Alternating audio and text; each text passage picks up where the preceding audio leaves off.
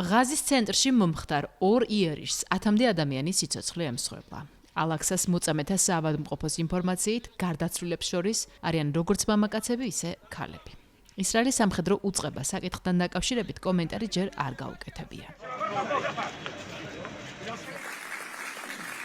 ისრაელსა და ტერორისტულ დაჯგუფება ჰამას შორის ოქტომბერში გაფორმებული ცეცხლის შეწყვეტის შეთანხმების შემდეგ ანკლავში 450 პირზე მეტი დაიღუპა.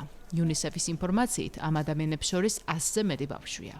2 წლიან ომში ისრაელი შეტევებს 71451 პალესტინელის სიცოცხლე ემსხვერპლა. უცნობია მათგან რამდენია უდანაშაულო მოქალაქე და რამდენი ტერორისტული დაჯგუფების მებრძოლი. რომლებმაც 2023 წლის 7 ოქტომბერს ისრაელის ქიბუცებზე სასაკლაო მოაწყვეს. 1200 ადამიანი მოკლეს, 200-ზე მეტი კი გაიტაცეს. თელ-ავივი ეწინააღმდეგება ღაზის ჯანდაცვის სამინისტროს მიერ გავრცელებულ ინფორმაციას, რომელსაც სუბიექტურს უწოდებს, თუმცა თავად ომში დაყუპულთა რიცხვი არ წარმოუდგენია. ყველაფრის ფონზე ისრაელის პრემიერ-მინისტრმა ბენიამინ ნეთანიაჰუმ სამშვიდობო გეგმის მეორე ფაზის დაწყებას მეტწილად სიმბოლური ნაბიჯი უწოდა. ამან კი ბევრი კითხვა გააჩინა იმის თაობაზე, თუ როგორ მოხდება 20 პუნქტიანი გეგმის უფრო რთული ელემენტების იმპლემენტაცია უკვე სამომავლოდ.